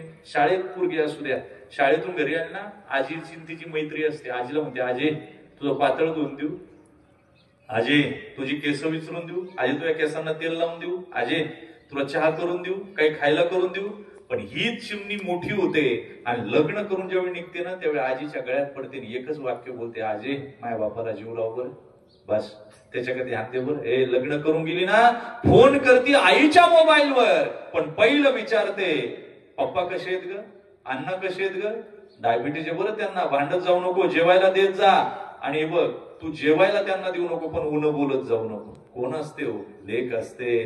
तुम्हाला माहित नाही, लेक येणार म्हणलं ना, म्हातारे सकाळी उठतंय, आली ना तुकडा वाहून टाकते, मुका घेते. अरे अरे जायच्या दिवशी बसून द्यायला कळवला जाते, आणि लेक बसली की टाचावर करून पाहते. खिडकीतून बसायला जागा मिळाली का खिशात हात घालते, 500 रुपयाची जुनी नोट प्लास्टिकच्या पिशवीतून काढते, लेकीच्या हातात देते. आप्पा, अण्णा, तात्या, राहू द्या ना, काय करायचे? राहू दे ग, मला तरी काय करायचे म्हाताऱ्याला. अहो आप्पा राहू द्या तुम्हाला, पप्पा राहू द्या तुम्हाला. राहू दे, त्यानं तुला चांगली साडी घेतली नाही, याच्यातून चांगली साडी घे. आता माझ्या हातात काही राहिलं नाही, सगळे पैसे त्यानं घेतले बँकेतले, मलाच त्याच्याकडे पैसे मागावे लागतात. याच्यातून तुला चांगली साडी घे. ती लेक असते रे. हे लग्न लागलं ना, कोण त्या बीटीजे पुढं नाचतो, कोण जेवायला बसतो, पण एका कोपऱ्यात सकाळपासून जेवलेलं नसते. सकाळ कसं, रात्रीपासून धोतर जुनं, शर्ट नवीन, दाढी वाढलेली, डोळे खोल गेलेले, आणि सगळ्यांना हात जोडते, जेवून जा बरं का, उपाशी जाऊ नका. स्वयंपाक चांगला झाला होता ना, जेवून जा बरं, असं जाऊ नका. तुम्ही आलात बरं झालं, पण रात्रीपासून जेवलं नाही हे सांगत नाही कोणाला, तो बाप असतो. ऐका, लग्न लागलं, नवरा नवरी गाडीत बसली, निघाली रे. कोणीतरी सांगायला आलं, अप्पा आखी चालली, पळत निघालं रे, पळत. धोत्राचा सोगा हातात धरला आणि पळत चाललं. गाडी पशी आलं, मागून थाप मारली. ड्रायव्हरनं पाहिलं आरशात, नवरीचा बाप आहे. गाडी थांबवली ब्रेक मारून, काचा खाली घेतल्या, पण आज जागा बदलली. आज लेकीच्या बाजून नाही गेला बाप, आज जावयाच्या बाजूने गेला आणि हात जोडले. कधीच या जगात कोणाला हात जोडले नाही, गावात जोडले नाही, पण आज जावयाला जोडले. बापू सगळं दिलं, बापू सगळं दिलं, पण सोन्याचा तुकडा तुमच्या ताब्यात दिला, त्याला जीव लावा. बापू असून भाकऱ्या करता येत नाही, कच्च्या राहतात, तिला ओरडत जाऊ नका. बापू तिला नटायला आवडतं, सारखी आरशा पुढे उभी राहते. तिला मी कुठेही गेलो का काही ना काही घेऊन यायचा, तिला आश लागते, तुम्ही येताना काहीतरी घेऊन येत जा तिला. बापू मोबाईलवर बोलते, जास्त तिला बडबड करायला लागते, ओरडत जाऊ नका. बोलले तर काही बोलणार नाही, पण कुजत बसते. तिला काही बोलत जा, काही कमी पडलं ना मला सांगा. सावकाराचे उमरे अश्रूंनी धुईन, पण तुम्हाला जे पाहिजे ते देईन, पण माझ्या बाळाला जीव लावा. अरे तो बाप असतो रे, आयुष्यभर जगत राहतो फक्त लेकरांसाठी. लोक म्हणतात आई घराचा कळस आहे, मी म्हणत असतो बाप घराचा पाया. एकदा पाया ढासळला की कळस खाली येतो. प्रमोद शेठ किती मोठे उद्योगपती असू द्या, राहुल शेठ किती असू द्या, पण तुम्हाला सांगू, एकदा बाप गेला ना, माणूस पोरकच होतंय. आम्ही आमच्यापाशी पाहिले, काही राहत नाही. तुम्हाला सांगू, एकदा का ढासळलं सगळं, बाप घराचा रे पायाई, कळस त्यावर जेव्हा खच तो न पाया, तेव्हा कोसळते घर. बाप बाप पेटती मशाल, बाप जागतो म्हणून घर, झोपते खुशाल. बाप म्हणजे रे कसा जसा पाण्यातला मासा, त्याच्या डोळ्यातील थेंब तुला दिसणार कसा. तो बाप असतो. एकदा गेला की गेला रे गड्या. ज्ञानोबा रडले, शिवाजी महाराज रडले, तुमची आमची काय अवस्था आहे. ज्ञानोबराय म्हणतात, पतंगा रे पतंगा आता थांबशील का, बाप माझा देवा घरी निरोप माझा सांगशील का. बाप आम्ही काय केले पाप, जगी आम्हा नाही बाप, आम्ही काय केली पाप. तळ हाताचा करुणी पाळणा, स्नेहाचा तो दीप दाविला, सुखाचा हा दिवस पाहण्या, बाप माझा हरवला. आज सुखाचे दिवस आहेत. राहुल शेठ आमचे, त्याचबरोबर प्रमोद शेठ असतील, या वराडे परिवारामध्ये कन्या असेल, या घरातली सगळी लोक असतील. वैभवाच्या शिखरावर तालुक्यात कुटुंब आहे, पण आज बबन दादा पाहिला नाही. सुखाचा हा दिवस पाहण्या, बाप माझा हरवला, जगी आईसा बाप भावा, ज्याचा वंश मुक्तीस जावा, पोटा येता हरले पाप, ज्ञानदेवा माय बाप. पतंगा रे पतंगा आता थांबशील का, बाप माझा देवा घरी, निरोप माझा सांगशील का. चौघांच्या खांद्यावर अविरत दादा निघून गेले. दुःख तीव्र ते 5.5 महिने झाले तरी स्मृती ह्या मिटतच नसतात. कधी देह जातो, स्मृतीचा गंध मात्र मागे ठेवून जातात. अनेक मान्यवर आजच्या कार्यक्रमासाठी उपस्थित आहे. आदरणीय बाळासाहेबांपासून स्वामी आहेत, पलीकडे सगळे राजकीय क्षेत्रातील मंडळी, रामदास शेटाले, आदरणीय दादा, सगळीच मंडळी, नामदार सर, अंकुशराव आहेत, पलीकडे सगळी वेगवेगळ्या जालिंदर भाऊ वगैरे, कानडे पाटील आहेत, चास्कर आहेत, खाली बसले आदरणीय सईद पाटील वगैरे सगळी मंडळी आहेत. संदीपाई, सगळ्यांसाठी थोडंसं व्यासपीठ रिकामं करून देतो. वेळ खूप झाला. आमच्या विष्णुरावांनी मला सांगितलं होतं की खऱ्या अर्थानं आपल्याला वेळ झाला 5-10 मिनिटं. मी म्हटलं आता काय करायचं, झाला वेळ थोडासा, पण थांबतील लोक. पण तुम्ही प्रज्ञावान आहात, तुम्ही मायबाप आहात, एवढा वेळ दम धरला. त्याचबरोबर आमचे बारबे दादा वगैरे सगळी मंडळी या ठिकाणी उपस्थित आहे. दोघंही बारबे दादा, त्यांनाही धन्यवाद. सगळ्यांसाठी व्यासपीठ थोडंसं रिकामं करून देतो.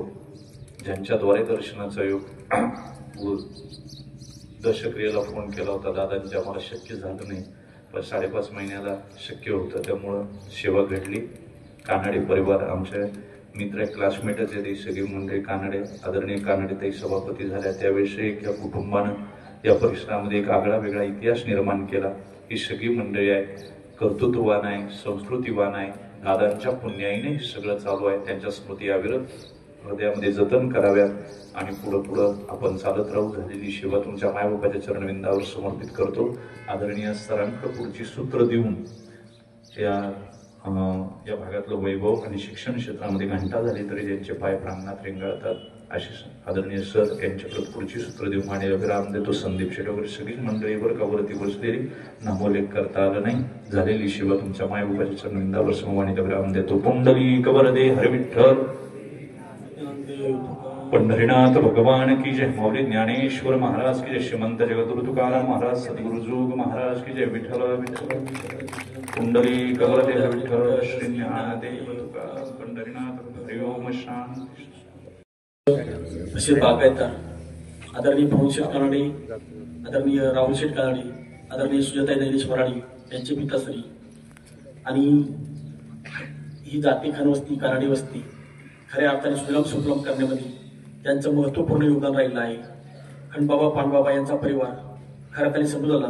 मग अमरनाथ नाना असेल, काशीनाथ नाना असेल, हरचंद्र नाना असेल, शंकर नाना, आदरणीय रंगनाथ नाना आणि बबन नाना, हे 6 भावांनी त्यांचं कुटुंब गुन्ह्या गोविंदाने एकत्र आणणार स्वतःच्या परिवाराचा विकास करण्याचा प्रयत्न करतोच.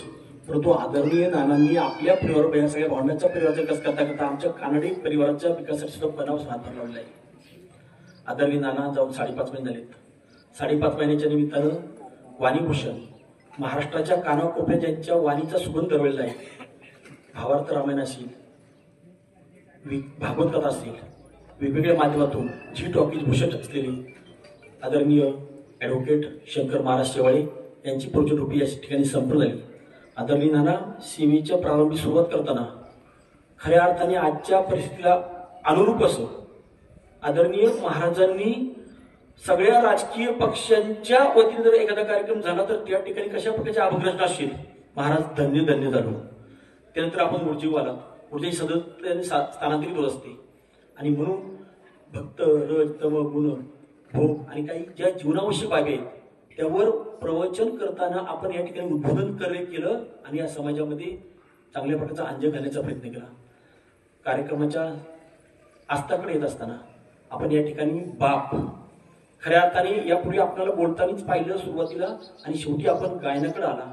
गीता, आवाजाचं माधुर्य आणि बाप काय असतो तुमचा आमचा सगळ्यांचा बाप प्रत्येकाला आठवत असतो. आणि म्हणून आज अनेक विविध अंगाने आपण बोधन करत या ठिकाणी 1.5 तास जवळजवळ हे समाजाला एका ठिकाणी खेळून धरलं. आदरणीय किसनराव कर्णी या ठिकाणी प्रस्ताव करतीलच, पण नाना आपण कारखान्यात चेअरमन आहात आमचे नानांनी खोडव्याचा ऊस सुद्धा एकरी जास्ती टनेज घेऊन भीमाशंकर कारखान्याचा त्या काळात पुरस्कार मिळवला आहे.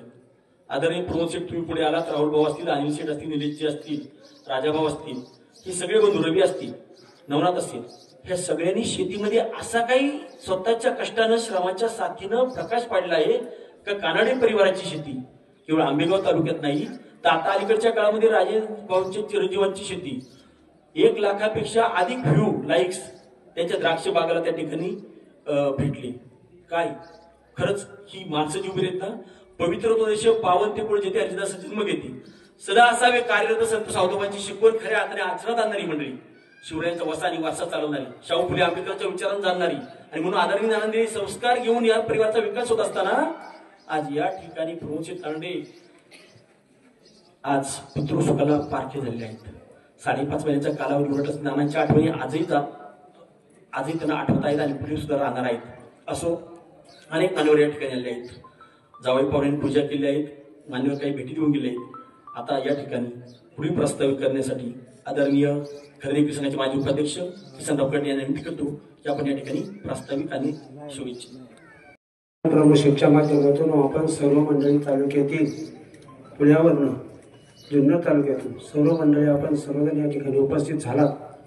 मी प्रमुखच्या वतीने सर्वांचा ऋण व्यक्त करतो. या ठिकाणी भीमाशंकर सहकारी साखर कारखान्याचे चेअरमन मान्यश्री बाळासाहेबजी बेंडे, मंचर कृषी उत्पन्न बाजार समितीचे संचालक निलेश भाऊ उर्फ स्वामी थोरात, उपसरपंच गोकुळ शेठ भालेराव, अरुणदादा करांजे, आदरणीय नामदार दिलीप वळसे पाटील यांचे स्वीय सहाय्यक रामदास शेठ वळसे पाटील साहेब, त्याचप्रमाणे दुसरे स्वीय सहाय्यक विजय भाऊजी थोरात, वेदकारी सोसायटीचे माजी चेअरमन रावशेठ भालेराव, भीमाशंकर सहकारी साखर कारखान्याचे माजी विद्यमान संचालक अंकित शेठ जाधव, अतुल शेठ नाईक, कारखान्याचे माजी संचालक तानाजी शेठ जंपूरकर, जय हिंद पॉलिटेक्निक पतसंस्थेचे चेअरमन गुलाब शेठ तिहरकर, कुलस्वामी कोऑपरेटिव्ह संस्थेचे संचालक भास्कर शेठ टोके, राजू शेठ वाघ,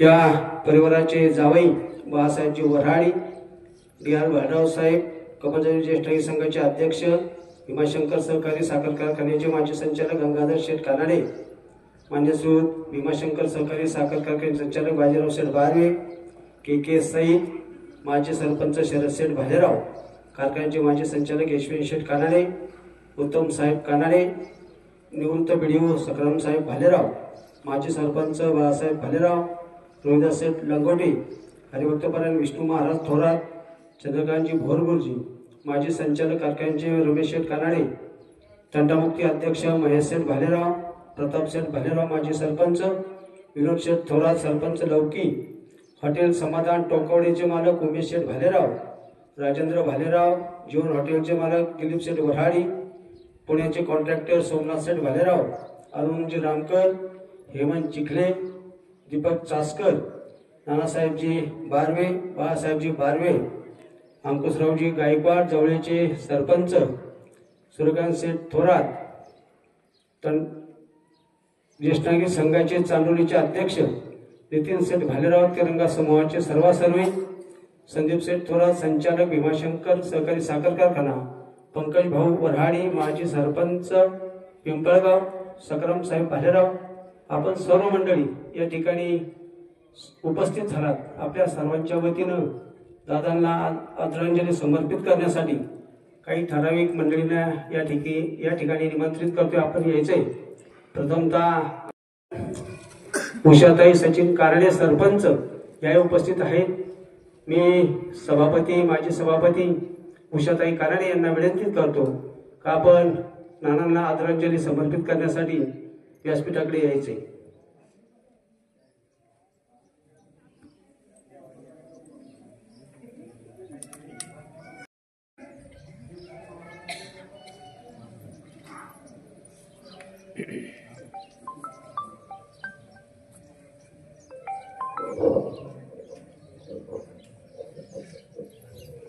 कैलासवासी बबनराव पांडुरंग कानाडे आज यांचे 5.5 महिने त्यांच्या कार्यक्रमासाठी उपस्थित सर्व कानडे कुटुंबाचे आप्तेष्ट नातेवाईक सगळे सोयरे, त्याचप्रमाणे प्रमोद भाऊंचे सर्व मित्र परिवार, त्याचप्रमाणे आज जे काही प्रवचन ऐकणं अतिशय लाभदायक ठरतं सर्वांसाठी.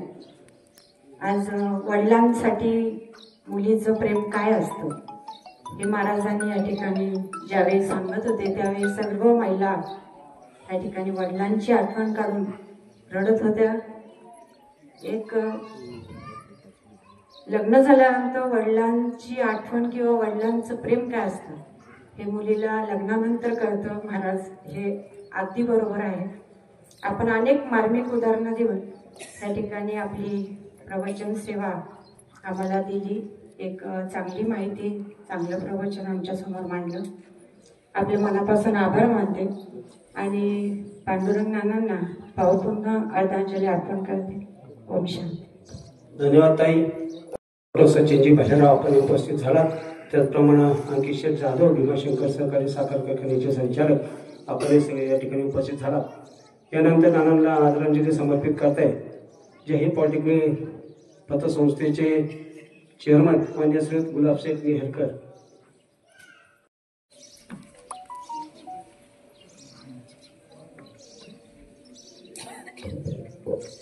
आज या ठिकाणी बबनदादा कानडे यांच्या 5.5 महिन्याच्या कार्यक्रमाच्या निमित्ताने उपस्थित कानडे परिवार, त्यांचे सगळे सोयरे अभ्यष्ट ज्यांनी प्रवचन रूपी सेवेतनं या ठिकाणी श्रद्धांजली वाहिली हे हरिभक्त परायण ॲडव्होकेट शंकर महाराज शेवाळे.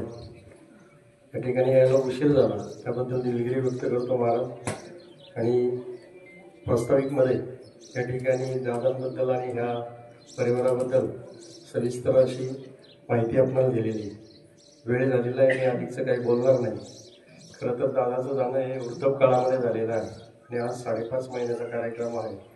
हिंदूशास्त्राप्रमाणे अंत्यविधी दशक्रिया 13वा महिना आणि 5.5 महिने आणि वर्ष श्राद्ध असे कार्यक्रम या ठिकाणी होतात. त्याच्यातला हा महत्त्वाचा जो काही विधी आहे तो आज संपन्न होत आहे. त्यानिमित्ताने आपण सर्वजण या प्रमोद कानडे यांच्या निमंत्रणाला मान देऊन या ठिकाणी आलेला आहात. मी उपस्थित आपल्या सर्वांच्या वतीने भावपूर्ण आदरांजली वाहतो या ठिकाणी लावतो. हरिओम तत्सत. त्यांच्या काळामध्ये कृषी पंढरीचे मालक अनिल शेठ थोरात, उद्योजक सुभाषेठ मिहेर आपण उपस्थित झालात. यानंतर श्रद्धांजली समर्पित करतायत पुणे जिल्हा फेस्कॉमचे उपाध्यक्ष माननीय श्री इनामदार सर. पुणे जिल्हा फेस्कॉमचे उपाध्यक्ष इनामदार सर श्रद्धांजली समर्पित. कैलासवासी बबनराव पांडुरंग कानडे यांच्या 5.5 महिन्याच्या निमित्तानं ज्यांनी अतिशय चिंतनशील प्रवचन या ठिकाणी केलं ते आपणा सर्वांचे मार्गदर्शक आदरणीय ॲडव्होकेट शंकर महाराज शेवाळे साहेब, सर्व राजकीय सामाजिक क्षेत्रातील सर्व मान्यवर, कानडे परिवाराचे सर्व आप्तेष्ट आणि उपस्थित बंधू आणि भगिनींनो, महाराजांनी बाबांचं कौतुक या ठिकाणी केलेलं आहे.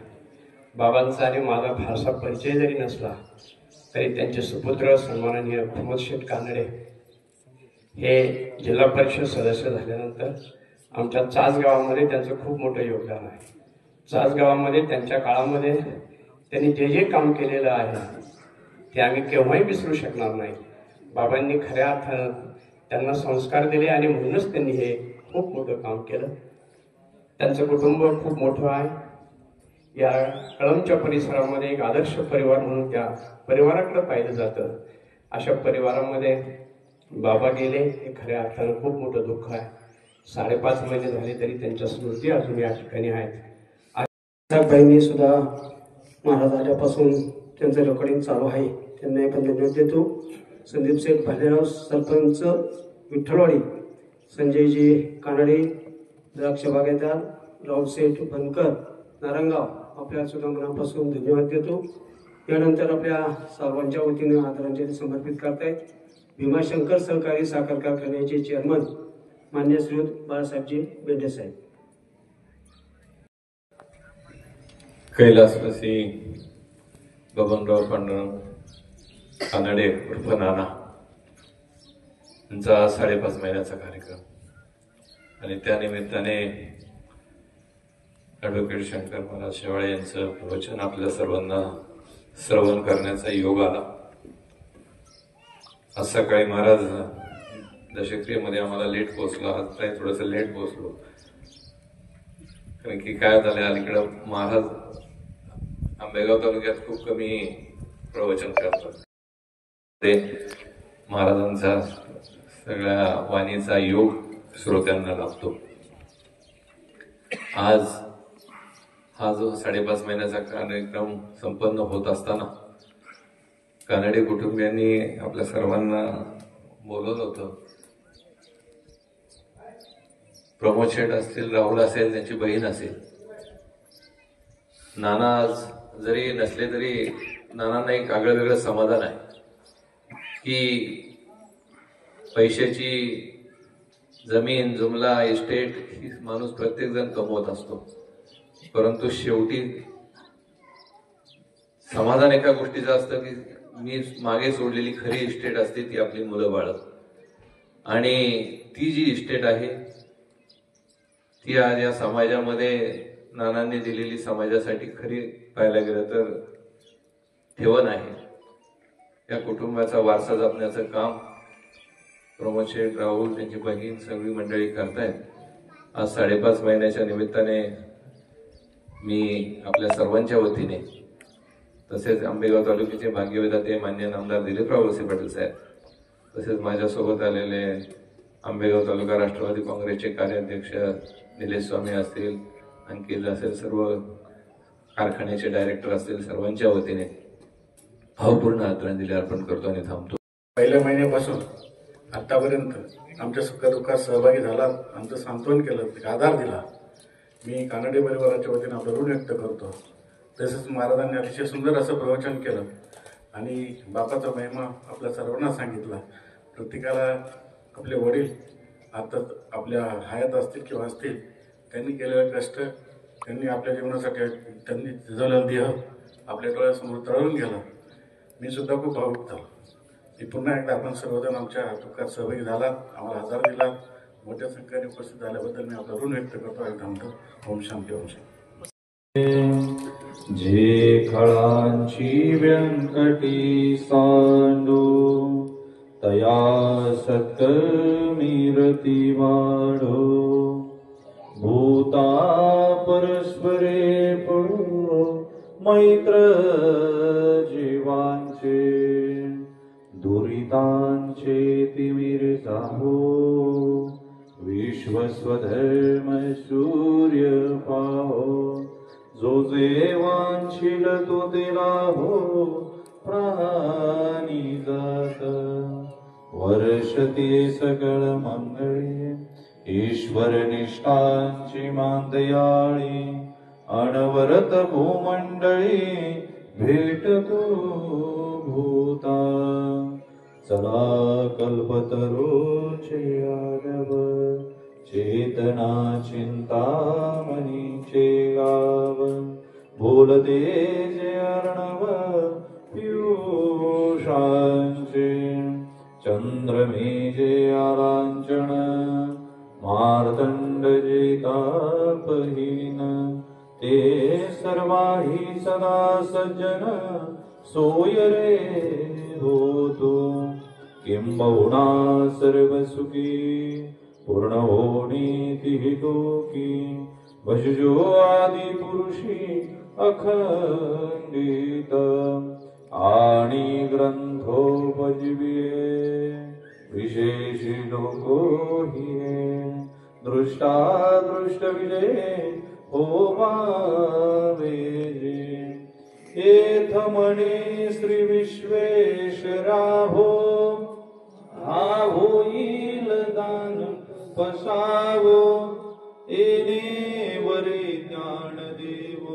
सुखिया झाला, एने वरे ज्ञान देव सुखिया झाला, एने वरे ज्ञान देव सुखिया झाला.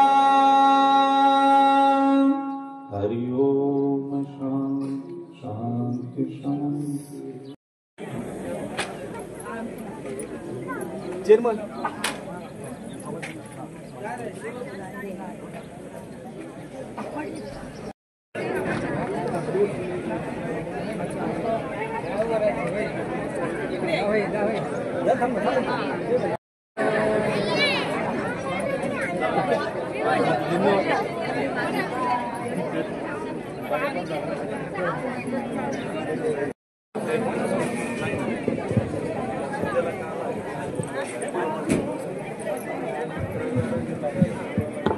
आलेल्या सर्वच पाहुण्यांना मान्यवरांना विनंती आहे, आपण सर्वांनी भोजनाचा आस्वाद घ्यायचा आहे.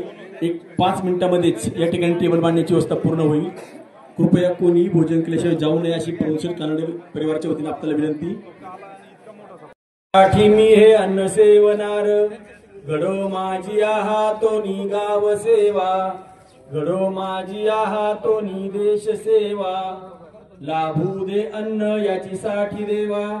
बोला पुंडलिक वरदा हरी विठ्ठल श्री ज्ञानदेव तुकाराम पंढरीनाथ महाराज की जय. मंडळी सावकाशपणे जेवा, शांतपणे जेवा. ग्रामदैवत कंवचदेवी माता की जय, ग्रामदेव भरत महाराज की जय, संत शिरोमणी सावता महाराज की जय, छत्रपती शिवाजी महाराज शाहू फुले आंबेडकर यांच्या विचारांचा विजय असो.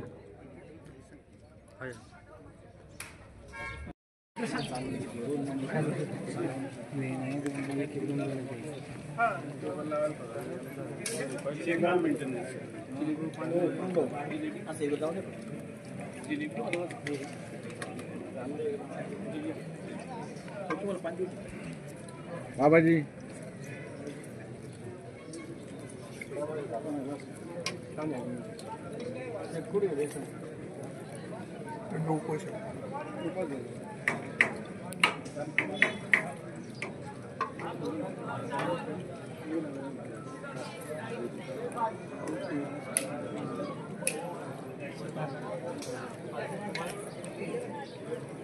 संपूर्ण झाल्यावर सुद्धा अनेक मान्यवर अजूनही या ठिकाणी येत आहेत. जेवणारी मंडळी भोजनाचा आस्वाद शांतपणे घ्या, सावकाशपणे घ्या. आलेल्या सर्वच मान्यवरांचं कानडी परिवाराचे ऋण व्यक्त करतो. आता या ठिकाणी येत असलेले सन्माननीय संतोषराव वळसे पाटील दैनिक पुढारीचे पत्रकार, सन्माननीय प्रफुल्ल मोरे पत्रकार, आपले स्वागत.